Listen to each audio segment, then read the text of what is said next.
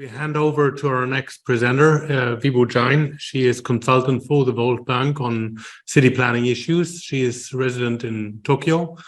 She is trained urban planner from India. She is unfortunately not able to be here in person live, but we screened the session. We have already made a little video from her presentation, even the Q&A session. So I would like to ask our colleagues, Mats up. So, welcome. Our next presenter is Vibhu Jain. Vibhu Jain is a consultant supporting the Tokyo Development Learning Center and other programs for the World Bank. Before that, she has been working for international consultants like Deloitte and holds a master's degree in urban planning. So, very happy that you are presenting on new urban models and what we can do and looking ahead. So, the floor is yours. So, Professor Just, thank you for your introduction, and I'm excited and honored to be invited to this forum of excellence. The topic that I'll present today is the new urban models and approaches in the post-COVID-19 period, and we are calling this post-COVID-19 in a hope that the worst impacts of the pandemic are behind us. So I have been researching on why, what, and how of the new urban models and strategies that are being adopted or should be implemented, especially post-COVID-19, and what can be the drivers of development of the cities to mitigate the impacts of this pandemic. So moving to the first slide, this slide is about why do we need these urban models and why do we need to revisit some of the old approaches and strategies. Now, it was kind of very well established during COVID-19 that the impact of this pandemic was more prominent in urban areas than the rural areas, which kind of stressed the need on reorganizing the urban spaces. And that is predominantly because of the urban densities and the way spaces are organized, etc. Now, some impacts on health, environment, economic, and social parameters have led us to rethink how cities should be restructured to mitigate these impacts and adapt to future challenges. For example, in health sector, denser spaces, unfit land uses, and sanitation infrastructure were some of the factors on which spreading of COVID-19 were dependent and caused severe health challenges.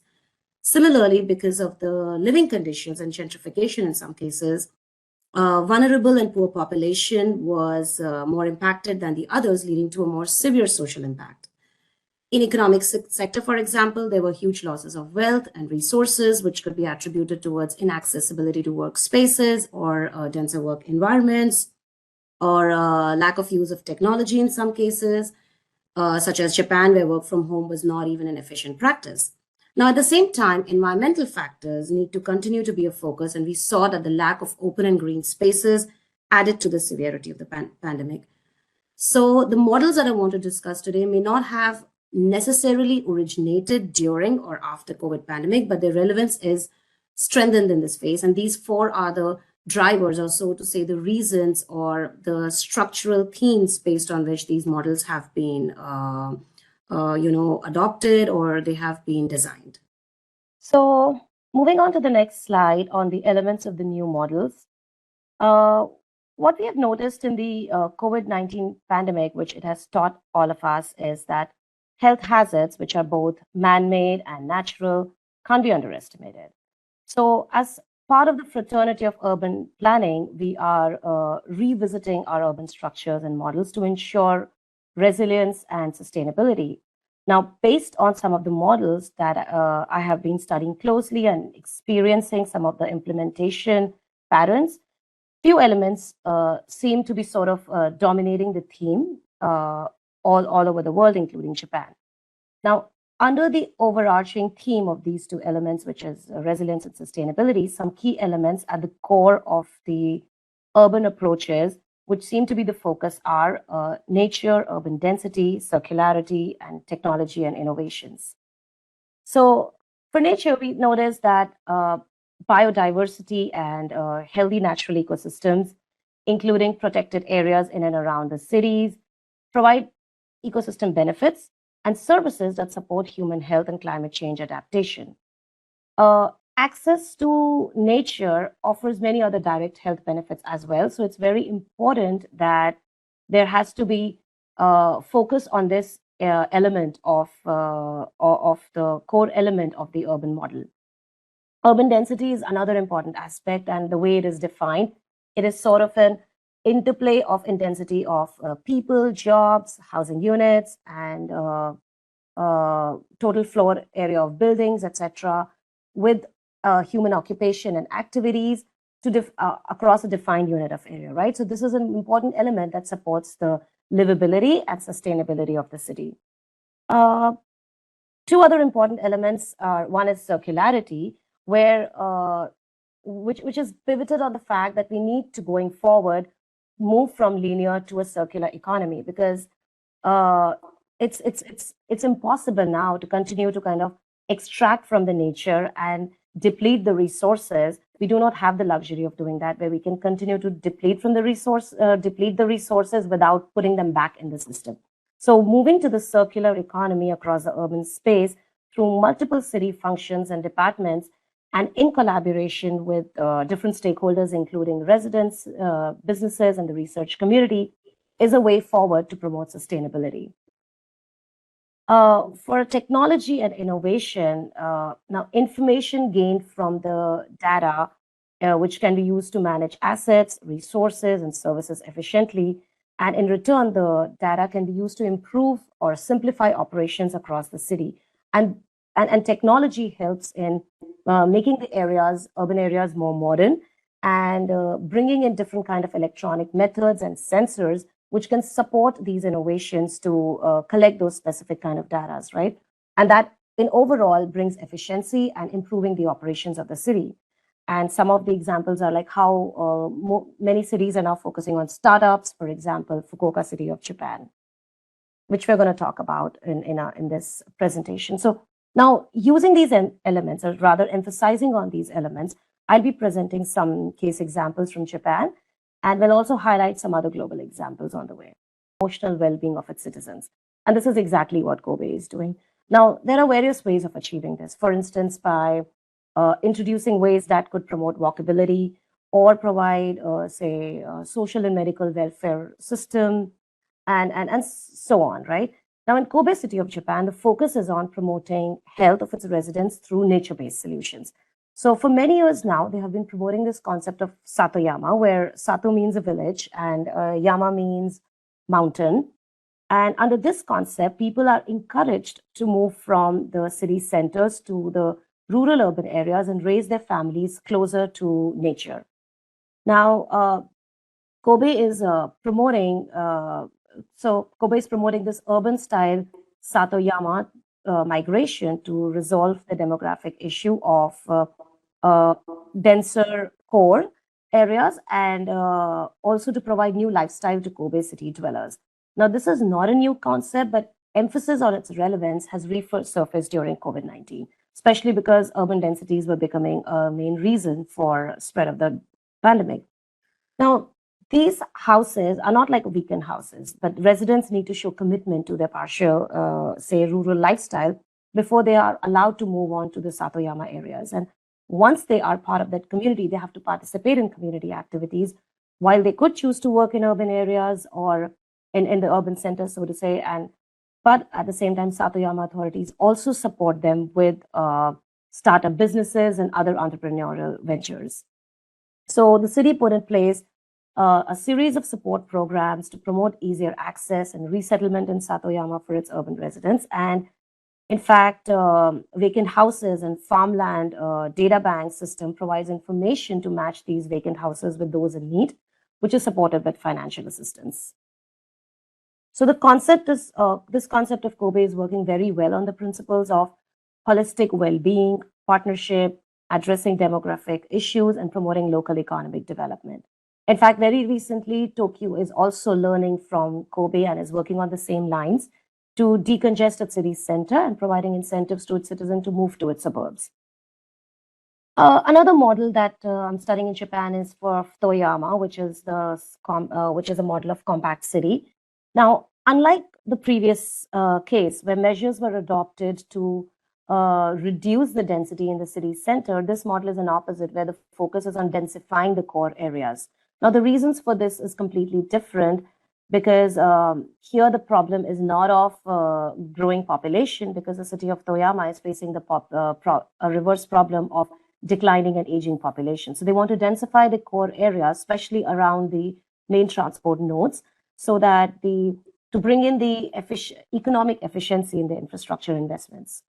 Now, this is particularly relevant here because this compact city model is defined as a dense center, and it's a series of dense hubs interconnected by strong public transport. And like I said, it's an important model to bring in the economic efficiency in the infrastructure provision. And the measures incorporated under this model, particularly in Toyama, are threefold. One is a downtown revitalization, where they are establishing a compact city based on efficient public transport, including revitalizing the public transport network to reduce car dependencies and consolidating city functions in the city center and along the public transport corridors. They're also trying to increase the quality and the range of the civic life amenities by redeveloping commercial, cultural, and civic facilities in the central city and developing various urban housing types. It's taking full advantage of the city's economic strengths by nurturing the local industries and increasing the use of renewable energy and attracting new businesses and incubating new industries. And two other measures taken under this plan are urban facility location plan, which is focused on zoning of land areas for optimum utilization of spaces, including urban facilities, residential areas, and public transportation. And the last strategy is on making it a walkable city, so that this is done by providing access to all your daily basic needs and infrastructure in a walkable distance, so that everybody so that people do not have to depend on the cars. Now, this city model broadly hinges on managing densities and addressing demographic issues, focusing on public transport policies, and using innovation to make life easier for older and vulnerable people. And this is what it's promoting in Toyama. Circular city of KITAKYUSHU is a very interesting model where, like I mentioned before, that in this day and age, we do not have the luxury of just extracting resources and continue to deplete them without putting it back in the ecosystem, right? So we need to adopt circularity and move away from linear approach, especially now when most of the countries have pledged to be net zero between 2050 and 70. Now, Japan is moving really fast to achieve this goal, and one such sector is solid waste management, and KITAKYUSHU is a very exemplary case for that. So what they are doing here is, now KITAKYUSHU was a very heavily industrialized town and was also one of the most polluted ones a couple of decades ago. But just by adopting the measures and approaches of circularity, they have changed the fate of this town completely. And applying the principles, so they are applying, the city officials are applying the principles across the waste management life cycle of collection, sorting, recycling, treatment, and disposal to develop into an organized structure and technology-oriented society.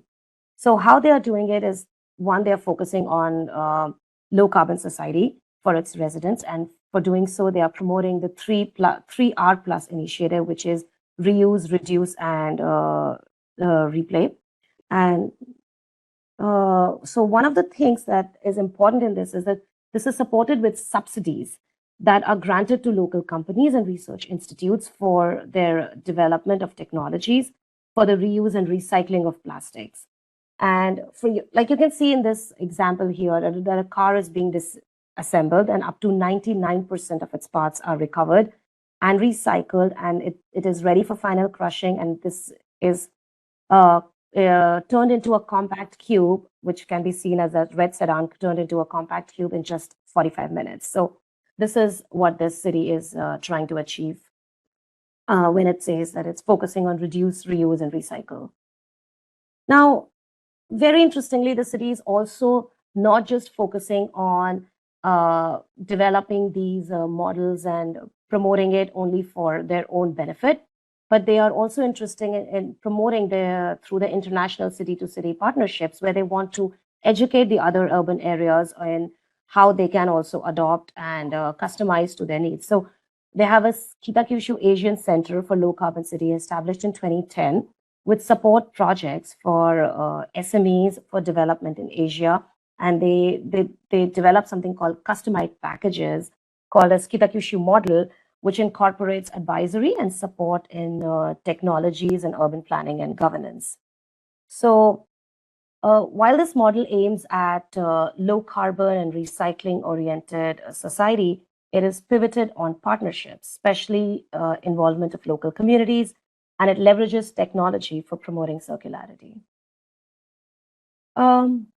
Now, FUKUOKA is, with its declining population and the urge to retain the youth from out-migrating to other countries, is focusing on promoting startups and providing a platform to people to innovate, to so that they are attracted to continue to stay in Japan. And for that purpose, in 2012, FUKUOKA City self-proclaimed themselves as Startup City, and subsequently they received the government designation to be the National Strategic Special Zone for Global Startups and Job Creation. Now, they are actually bringing a lot of technological innovations to the city and helping people in Japan and also actually from other countries to come up with business ideas and startup ideas. And how they're promoting is through 3 stages. One is the Startup Cafe, where they provide support until and immediately after a business is formed. Next stage is the FUKUOKA Growth Next, where they have a hub to support the growing companies before market entry with multifaceted assistance, including education, motivation, and exchange of ideas. Then together with development and matching of human resources. And it also helps to attract investment and find public sector backup and disseminate information through media. Then the final step is the FUKUOKA DC, which is a think and do tank joined by public, private, academic, and civic sector organization that provides stage by stage support to raise the level of a startup through its tie-ups with growth and investment programs and assistance for community development. So this model is focused on local economic development, and it uses innovation and addresses demographic issue in the larger scheme of things, while also focusing on creating jobs. I'll move to a couple of global examples now. So Amsterdam is an example for a green city. Now, this one is pivoted on 2 concepts. One is of the circular approach, and another one is of the technological innovation. Now, Dutch government was driven to implement the circular strategies to reduce the dependence on imported raw material, for which they wanted to adopt some of these initiatives to arrive at circularity in different sectors. And the kind of waste they are focusing on are the construction materials and the organic materials. So this model is actually focusing on 2-fold objective. One is of the applying the principles of circularity to reduce the dependence on imported raw material, but also to act on resource scarcity and mitigate the impacts of climate change by cutting annual emissions. In general, Amsterdam is also using an experimental approach by developing a high-tech eco-district as a pilot implementation of circular technologies to act as a test bed and inspire the people before they can scale it up further. So while the city is focusing on material savings and striving to become a recycle-oriented society, focusing on low-carbon initiative, it is interesting to see how the city is using the elements of circularity and technological innovations in tandem to adopt to the model of green city. This is actually a very unique model, and it is called the Functional City of Helsinki. Now, it is unique because it's based on a concept that the residents believe, or the authorities in Helsinki believe, that while they don't have any severe challenges right now, they could have some in the future, and therefore would like to address all the aspects together to become a functional city. So the strategies included in this model are multifaceted, which include, say, planning the traffic infrastructure and land use together for optimum use of spaces and bringing efficiency in day-to-day living, or focusing on digitization and innovation of the productive sector so that the functionality of the city is such which is based on sound economic and business policies. And in fact, Helsinki's objective is to become one of Europe's most captivating locations for innovative startups and the most attractive knowledge hub for companies and individuals. Therefore, they are moving towards bringing in more technological innovations in the city. And at the same time, it is also defined as a city of social cohesion that prevents segregation. And they believe that functionality is based on equality, non-discrimination, strong social cohesion, and open, inclusive ways of operations. So overall, this model is based on holistic approach, transport policies, energy savings, innovation, and social inclusion. So it's, like I said, it's a very multifaceted model, and it's not just based on one kind of approach or one kind of strategy. Yeah, so after studying some of these models very closely, there are some of these key inferences that I've drawn, or say some of the patterns that I've noticed in all these models that seem to be working well for the implementation of the models. One is that the political will, or models that are championed by leaders and supported by policy makers and planners, usually are more successful in terms of, because these are the reasons for the drivers of success in their implementation. And another aspect that I noticed that most of the spatial models which are mitigating the impacts of COVID-19 are very simple and very basic. They are not very new also. They actually take us back to our roots of old planning concepts. They have been there always. It's just that COVID-19 has perhaps shook us in a way where it is teaching us that how some of the basic, simpler concepts need to be resurfaced and are actually more like golden concepts. And another thing is that there is no one fit for all solution. Now, these models, they could be either used as an independent models, or they could work in tandem, where you can collaborate two models into one and implement it. Or you could even perhaps take, the good points, or so to say, more customized, tailored solutions from each model and apply it to your own city and make it into another model for yourself. For example, functional city of Helsinki, it's not, they couldn't fit a model for themselves. So they feel that they need to do a lot more than just following one approach or one concept. And going forward, the two things about relying on nature and using it as an important key to sustainable lifestyle, and relying on technology and innovation for progressive growth, are very important aspects, which should be more like an overarching themes for mostly all the models possible. And lastly, that these model and approaches may be applicable differently for various cities as macro or higher level solutions. But then there are many micro level interventions which could be homogeneously applied as common responses. For example, universally designed building codes for the buildings, or even for the transport system. Now, these micro interventions are useful because typically the investments required are less. So for resource scarce urban areas also, they the resource scarce urban areas could actually benefit from these interventions until the vision of the city is ready. And this way, micro level interventions can provide a great support system. Now, these are some of the basic guidelines for adapting these models in urban context.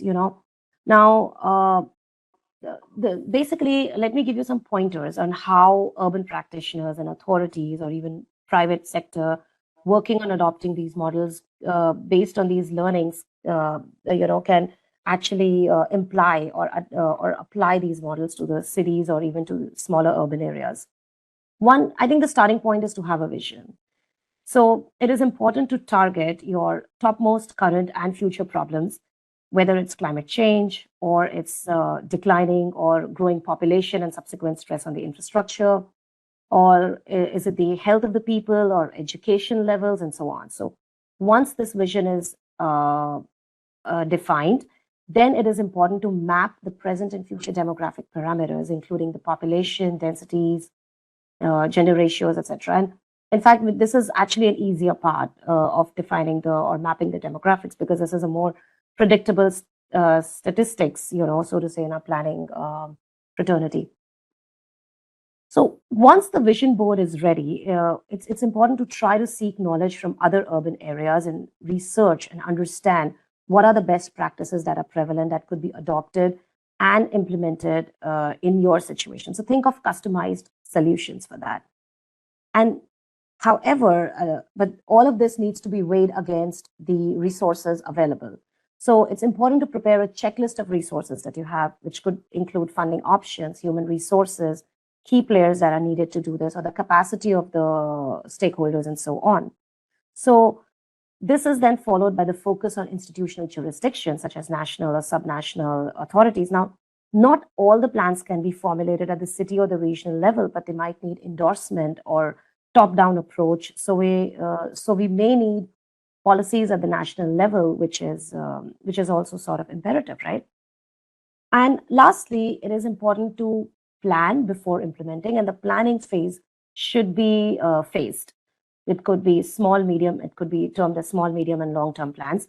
So it's very important to be realistic and realize that any such model may take longer time to develop, and it could be because of the limited resources or some other challenges. So it's a more practical solution to phase out your plans and apply those solutions in a phased manner, because shorter terms are perhaps easier to achieve than the medium or longer term. Yeah, I think I'm going to stop here. So thank you so much. And if you have any questions, then please let me know. Yes, thank you very much for your lively presentation. And maybe allow me two questions. The first is, you mentioned resources at the end, and you said there are some measures that are simple and basic, but still all your slides were looking so nice. And Amsterdam and Helsinki are maybe the ideal cities of rich and wealthy. So is these models rather something for the rich and lucky, or is it also applicable to all those who are suffering from outward migration and maybe lagging behind? Yeah, that's a good question, because actually, come to think of it, most of the models that I've just shown are perhaps of the developed countries, right? Japan, and then we're talking about Amsterdam and Helsinki. But actually, these models can be adopted by any city or neighborhood, for example. As long as they can envision to do it, I think they can do it. That would be my take on it. Now there are some models that are more conducive for certain kind of challenges than the others. So when you're talking about say availability of the resources, I understand that this is very important and practical, which is something that needs to be considered for implementing these plans. And that's why I say that doing it in a phased manner is actually a very good solution for it. For example, if you know the cities are say cities of Delhi and Beijing, for example, because they have a very high pollution levels, and for them, I would straight away recommend circularity as a model, or adopting nature-based solutions. So those kind of models with more easier approaches, like building parks and open spaces, for example, or even sorting of waste at source, and adopting more localized or community-based composting facilities. So those are the very short-term and easier and simpler and less expensive solutions that can be applied, and that can be done in the phased manner. So those can be their short-term solutions, and then they can move on. But at the end of the day, they have to have a bigger plan. So, and then they can perhaps move on. So while the city is still working on developing a larger vision, these solutions can come handy and can actually support in uplifting the city and helping them overcome the challenges. Yeah, thank you very much. Maybe on what you said just now, on, let's say the mayor now has a vision. That's what you said. He needs to have a vision first. So what would be the natural next steps? Who does he need to have on board? What would be like his practical approaches? How can he walk towards this model? Yeah. So now the problems or the challenges that are addressed. Now, first of all, I think everything that they need to do needs to address the why of the model. That I spoke about in the beginning, that how health, social, environmental, and economic aspects are covered, right? Now, after that, we follow the other few steps that I spoke about in my last presentation, and actually not last, the second last slide, which spoke about demographic mapping, for example, learning from the best practices, or mapping resources, or preparing phased plans. So these, these are the steps that can be taken. But it's also very important, what we need to do is getting the right stakeholders together, and which definitely includes the community and the residents. And yes, and using all those available resources, and then in terms of the human resource and the funding resources that you have, and then implementing it. And once you have a plan ready for short term and short, medium, and long term, then accordingly, those phases can be sort of applied and used in the system to apply these models. But it needs a lot of work, and I'm sure the mayor would have to work hard to get those models going. Yeah. So are there data banks where he can find best practices, or does the World Bank offer something like that? So we keep on working on these kind of research models. So I wouldn't say that there is one stop resource where you can find these models, but different teams are, especially after COVID-19, different World Bank teams are working on these models or researching on these to see what's working. Like, for example, since I'm based out of Japan, I am working on most of these Japanese models, and that's available. And very recently, we worked on developing Aging City as a model. And we actually studied 6 different cities in the world to see on what spectrum of aging are they, and what kind of solutions they need to, to age better as a society, right? Especially in terms of building spaces and in terms of built environment. So yes, so there is a lot of, I would say, data, or I would say, a lot of resources available with the bank, and also with many other donor agencies and United Nations organizations to, I think, help you on this. So yeah.